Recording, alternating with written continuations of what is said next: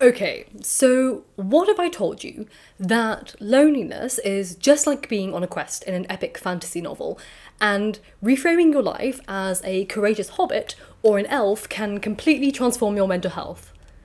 Sounds bizarre, doesn't it? Well, welcome to the coping mechanisms of a neurodivergent. I'm here to help you look at life a little bit differently. So I have spent most of my life doing things alone. I learned from a young age, perhaps a bit too young, that if I wanted emotional or physical or practical support, I more often than not had to rely on myself.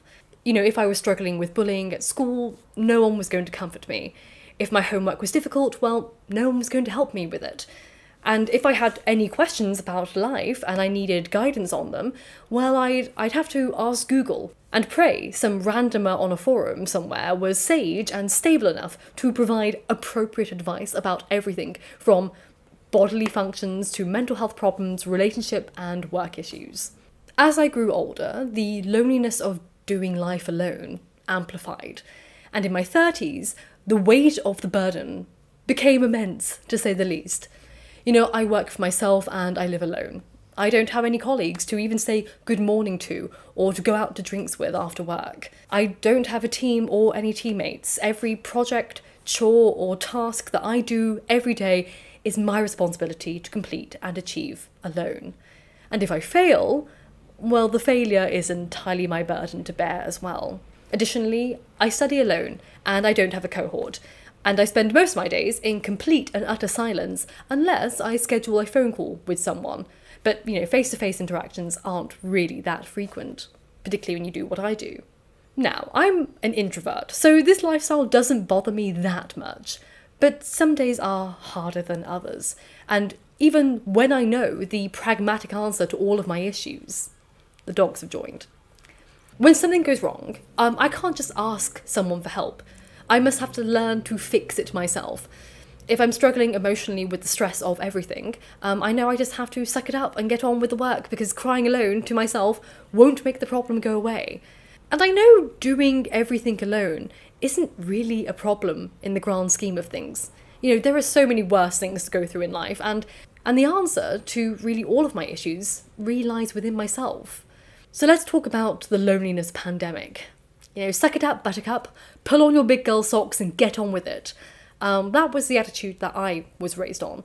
And it got me this far in life. But if I'm being honest, I can see the cracks of burnout starting to form. Hi, burnout. And yet whenever I looked for advice in the past online about struggling to do everything alone, the tips were far too tailored to very privileged circumstances. Outsourcing your work to other people when you're too overwhelmed is only an option if you have disposable income. Moving back in with your parents is only an option if A, your parents actually have a home, and B, you're not estranged from your parents or orphaned. Additionally, asking for help from people is rarely an option either. When I've needed things like helping move my bookcase from my wall or carrying a sofa down my flight of stairs in the building, no one could help me for various reasons, and I ended up having to do them alone. A lot has changed in the past 3 years. Society has adjusted majorly to new forms of work and social interaction. However, even though things have become relatively back to normal for many people, social isolation is still steadily increasing. Who is most likely to be lonely? Well, according to a study by Cigna, young adults are actually twice as likely to be lonely than seniors, with 79% of adults aged 18 to 24 reporting feeling lonely, compared to 41% of seniors aged 66 and older. Additionally, people with lower incomes are lonelier than those with higher incomes. Nearly 2/3 of adults, 63%, earning less than $50,000 a year are classified as lonely. Similarly, people from underrepresented racial groups are more likely to be lonely. 75% of Hispanic adults and 68% of Black African American adults are classified as lonely. Doing many things alone in life without help technically is possible, but exhausting, and clearly has its limits. And I feel like I've hit mine. But what happens when you're in this situation? How do you handle doing everything alone, whether that's parenting, running a business, studying, or living alone, when you don't have any options other than to soldier on? I'm sorry, did I bonk you on the head? It can be easy for us to want to give up and throw in the towel, but that's actually not necessary.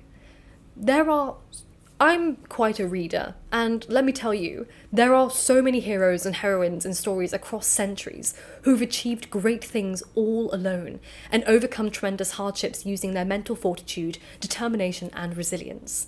So, turning to the heroes of my favourite books and stories, here are the tips that I garnered from them regarding how to weather the lonely storm. 1. Remember, isolation is a story you tell yourself. Rewrite your story. When struggling with doing everything yourself, it can feel like things will never change. You can catastrophize about how this will be your reality for all your eternity, that no one will ever be there to help you or support you. But these stories we tell ourselves become our reality. Yes, loneliness can sometimes last weeks, months, or years. I know, I've been there, but we can control our circumstances. Sometimes becoming self-sufficient actually prevents us from asking for help or trusting other people. So make sure that even when you're alone, never lose faith in the future in which you are not doing this alone. Don't ever stop asking for help, even when no one can right now.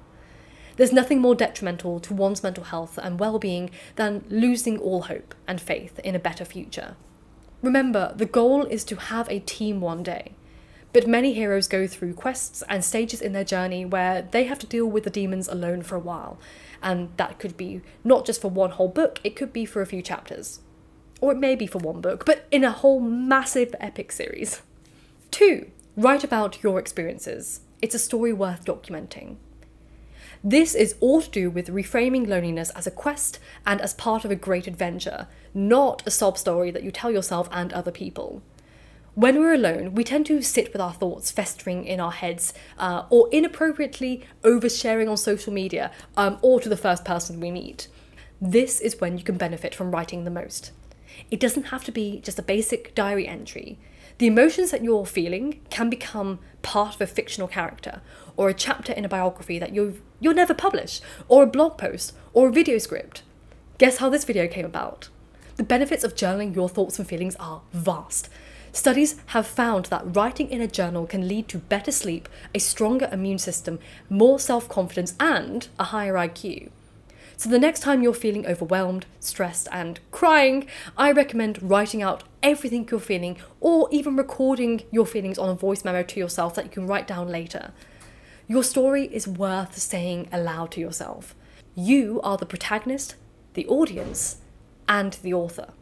So listen back and read what you wrote, and then treat your thoughts as a piece of writing. If you were an author, what would you advise your protagonist to do in this situation? You are the author of your life, so treat these hurdles like plot twists that they are, and write out the next steps of your journey to continue. 3. Accept the pace of your quest and become the protagonist you're proud to be. When you do everything alone, your journey will be longer than those who aren't doing it alone. Without the morale or help of teammates on your quest, the journey will be harder and you won't progress as quickly. But that doesn't mean the journey forward is not worth traversing. You will see others achieve things faster than you or reach heights you won't be able to reach without having others pushing you up the mountain, but your story is still as exciting and valid as theirs. Our lonely quests may be less glamorous, slower, messier, and much quieter.